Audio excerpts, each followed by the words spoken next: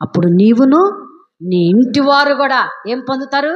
రక్షించబడతారు. ఇంకా అంటున్నాడు కదా అని చెప్పి అతనికిని అతని ఇంటి వారు అందరికీ దేవుని వాక్యం అలో ఏం చేశారు చెప్పండి?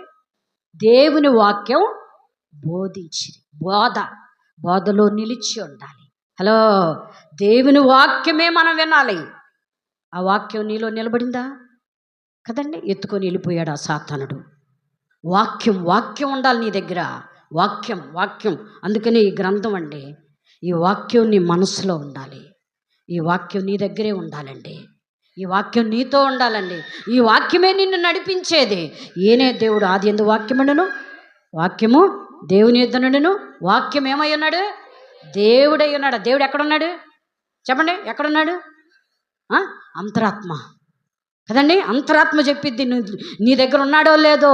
అంతరాత్మే చెప్పలేదా మానవాత్మను అడుగరాదా, మానవాత్మను అడుగరాదా, అంతరాత్మే చెప్పలేదా నీ దేవుడేడనుచు నన్నడుగుచున్నారు,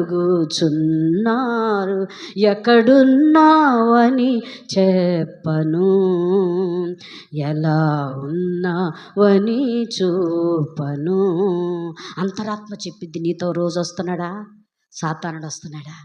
నీలో ఎలా ఉన్నాడు దేవుడు? నువ్వు రమ్మంటున్నావా? ఇంకొక వేరొక వ్యక్తిని రమ్మంటున్నావా? వేరే వ్యక్తి కొరకు నువ్వు ఎదురు చూస్తున్నావా? వాడు అపవాది, వాడు దొంగ, హత్య చేస్తాడు నిన్ను. కనుక ఈ అంతరాత్మ వెంబడించేటువంటి నీ జీవితంలో అద్భుతాలు చూస్తావు, ఆశ్చర్యకార్యాలు చూస్తావు. 1 సంవత్సరమా, 2 సంవత్సరాల, 3 సంవత్సరాల కాదు, 4 దినాలు. మరి లాజరు చనిపోతే ఎన్నో దినానికి వచ్చాడు ప్రభు? వెంటనే రాలా, 4 దినాలు అయ్యాక వచ్చాడంట. చచ్చిపోయిన ఆయన్ని దేవుడు ఏం చేశాడు చెప్పండి? లేపాడు. లాజరు దా బయటికి రా, మనం అందరం భోజనం చేయాలి, మరలా కలిసి ఉందాం, మరలా సహవాసం చేద్దాం. విన్నారా? ఆలస్యమని మరి బాధపడబాకండి, ఆలస్యం అయిపోయిందని చింతపడబాకండి.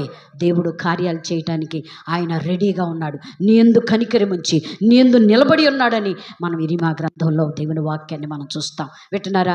అందుకని కయ్యోను హేబేలు యొక్క అర్పణలు విన్నారా? విశ్వాసమును బట్టి హేబేలు కయ్యోను కంటే శ్రేష్టమైన బలి అర్పించాడు. నువ్వు ఒక బలిగా దేవుని కొరకు అర్పించబడాలి. దేవా, నేను ఒక బలిని అయిపోతానయ్యా, నీకోసం నరకబడతా, నీకోసం విరగొట్టబడతా, నీకోసం నేను ఏదైనా చేస్తానయ్యా. ఒకవేళ నేను చనిపోయినా నా జీవితము ఇతరులతో మాట్లాడేదిగా ఉండాలి.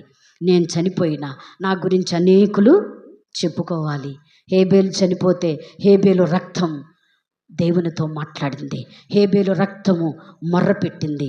హేబేలు రక్తము కయ్యూనికి పనిష్మెంట్ ఇచ్చింది. హేబేలు యొక్క రక్తము దేవుడు తీర్పుగా నిలబెట్టాడు. కయ్యూనుతో మాట్లాడాడు. ఇదిగో నేలన మొర్రపెట్టుచున్న ఈ రక్తం ఎక్కడిదయ్యా, నీ తమ్ముడేడి అని దేవుడు మాట్లాడగలిగాడు. అంతేకాదు హేబేల్ని దేవుడు నీతిమంతుడని సాక్ష్యం ఇచ్చాడు. ఈ యొక్క మధ్యాహ్న కాల సమయంలో నువ్వు ఎలా పొందుతున్నావు? నీ జీవితంలో ఏదుందో నిన్ను నీవే పరీక్షించుకో. మనమందరం ప్రార్థన చేసుకుందాం. దేవుడి కొద్ది మాటలు దీవించునుగాక.